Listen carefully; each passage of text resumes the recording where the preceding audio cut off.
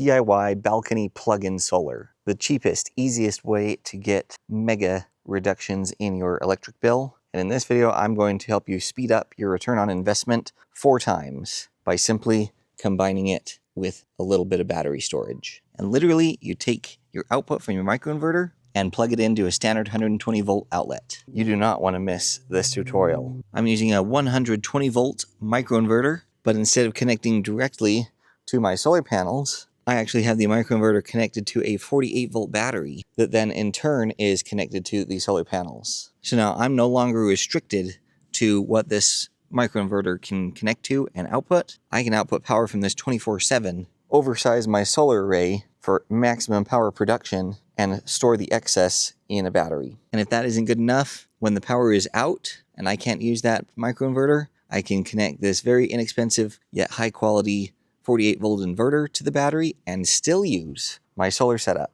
off-grid. Hands down, the easiest DIY solar setup you've ever seen. Just a note about safety. Generally speaking, this is pretty safe. Everything's going to be outside, so you don't have to worry about burning your house down. And you're really not working with, super high voltage, AC power. What you will be working with is high voltage DC power from your solar panels, which definitely needs to be respected, as well as a little bit of DIY wiring, which I'm going to go into detail about coming up. If for whatever reason you feel uncomfortable or don't understand what you're doing, do not attempt this setup. So quick, just to demonstrate, obviously got the solar here, and if we look right here, this breaker that feeds the EcoFlow stream microinverter is off. You can see that right there. However, I do have the solar charge controller turned on. So I just want to show you that we're putting in like 18.5 amps into the golf cart battery at the moment from the solar charge controller. So next we'll go ahead and turn the power on to the stream. And you might be able to see the red light is flashing right here. So next we need to just plug the AC power in from the stream.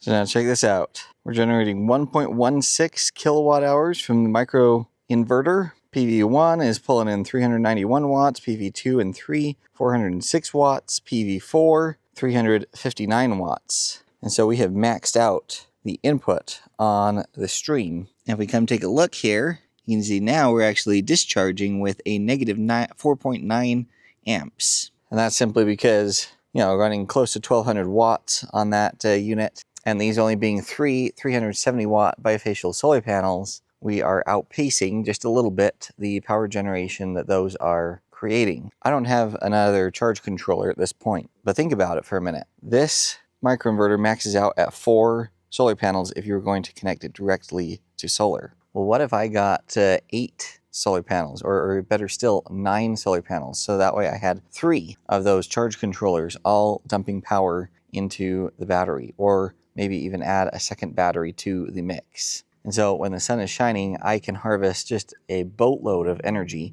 regardless of how much power my microinverter can output, and my batteries will act as a buffer. They will absorb that extra energy, allowing my microinverter to run for an extended period of time into the night and continue to offset my electric bill. Are you starting to grasp the power of this simple setup? Now, I live in the great state of Utah, and so we're able to connect up to 1200 watts of power without any kind of grid tie agreement or anything like that. I also have it connected to a dedicated circuit, which unlocks it to the full 1200 watt max. If we go here to other regions and select the other 360 watt output right there, watch this. And so now here on the stream monitoring, we can see that we're about 360 watts output. And if we come here to the battery monitor, you can see we are net positive 11 amps. Now we are satisfying the entire demand of the stream microinverter and then generating excess power off the solar,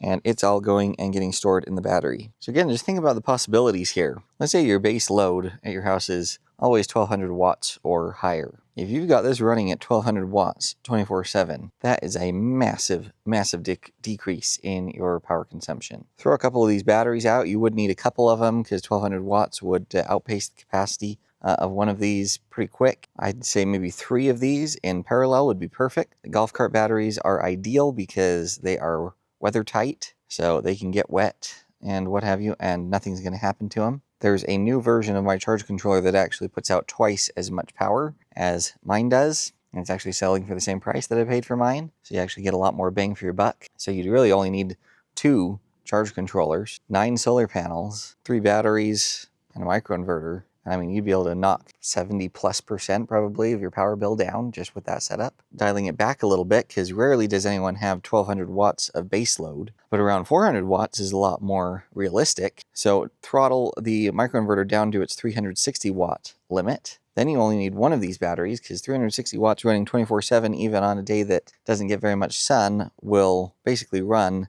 off one of these batteries for 24 hours, and then go ahead and pair it with, 3 or 4 of these massive solar panels so you get a really good charge on your battery each day. I think that would still be shocking to many of you for how much power you'd save and the amount of money you could knock off as a result. Especially if you live somewhere like the state of Utah that's tiered. So like the first 400 kilowatt hours that you use in a month from the grid are priced at a really cheap price. And then as soon as you exceed that, there's different tiers and the price just steps up and up and up as you consume more and more power. So if you could use this to prevent yourself from entering those more expensive tiers and kind of just lock yourself into the 400 kilowatt hour a month range, that could be very meaningful. One negative I can see with this setup is because this is a 120 volt microinverter and just plugs into a standard 120 volt outlet, you're only going to offset the power from half of your breaker panel because this is not a 240 volt solution. However, I have already been experimenting and I have a way of doing it with 240 volt as well. So let me know down in the comments if that would be of interest to you to see a 240 volt solution with a limiter that uses the solar panels and the battery. And it still uses a microinverter platform. So it's significantly cheaper than, say, a hybrid inverter setup. And here's the best news. While this microinverter is grid tied, you have basically the bulk of an off-grid power solution. You've got the solar panels, you've got your charge controller, you've got your 48 volt battery. And so why not pick up just one of these cheap, very powerful 2000 watt 48 volt inverters? That'll run every household need you have that's 120 volts during a grid down situation. And that way you've got that ready to go so that when the grid fails, your microinverter will quit working, but you could simply tie that in to your battery. You've already got your solar deployed, ready to go. You've got charge controllers, and now you've got a full off-grid system that can keep your essentials running during a grid down power outage situation. I think it's a no-brainer. It needs to be legal for you to use plug-in solar. Utah is the only state that I think has fully legalized it. However, I've heard that there's many, many more states with legislation on the table to follow suit. So file this video away for when that day comes where you live, because I guarantee you costs of energy are just going to continue to rise. And this is very cheap insurance for protection against that, as well as emergency preparedness with an off-grid setup for when the grid goes down. Let me just show you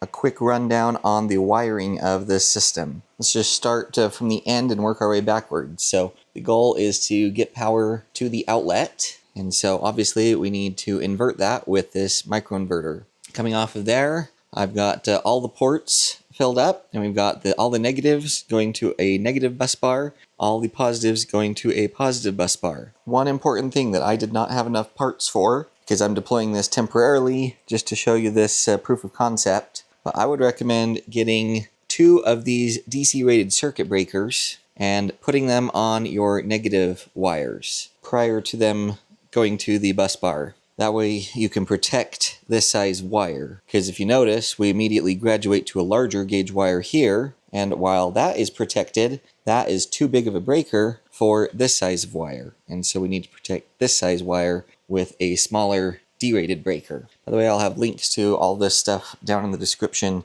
so you can easily reference what I'm talking about. Then I have my main negative that's going to come over and attach to the negative post of the battery. And then I have my main positive. Now I know this is black, but that's because I ran out of red wire. So that whole thing is going to take care of providing power to the microinverter. Then obviously we need to get solar power into the system. So that's where this MPPT solar charge controller comes in. Our solar panels are going to connect to these MC4 connectors. And then on the battery side, we come over here, go through a DC rated circuit breaker, and then come over here to these terminals. I'm going to connect to the battery terminals. You could go into the bus bars over here as well, but for my use case, I'm going to go to the battery terminals along with our main negative and main positive. All of these major components are weatherproof, good to be outside, Some of the things on the cabling could probably be hardened a little better against the weather. And right now I've got all my stuff set off to the side here so that we can easily see, but I would highly recommend keeping things underneath the solar panels so that the solar panels act as kind of a roof to shield it from the weather as well as the sunlight. So just a quick thing, nothing about this video is being sponsored or anything. All of this equipment is mine, but something I want to be sure and draw your attention to are these stands. So notice this down here in the front, and then back here in the back, notice that they have a pivot point up here, and then they telescope out. These are from Powered Portable Solar. What you're not seeing here is the included straps and anchoring systems to lock the stands down to the ground so that you can prevent the wind from blowing your panel over. I totally love these things, mostly because I can deploy just a massive solar array using inexpensive full-size residential solar panels like these, and the array is just solid. It takes just a few minutes to deploy and I can just get bonkers amounts of power. This is also really good for just like semi-permanent installations, but don't want to or can't dig, footings for full racking systems, or probably the most important thing is if you are a renter in a house and you can't install permanent stuff, well, you could deploy just one of these massive arrays, piece of cake, and then when it's time to move, you just fold them up and take them with you, and no one would even know that they were there. So anyway, check these stands out. I'll leave links for them down in the description, as well as the full assembly and review video, so you can check that out further.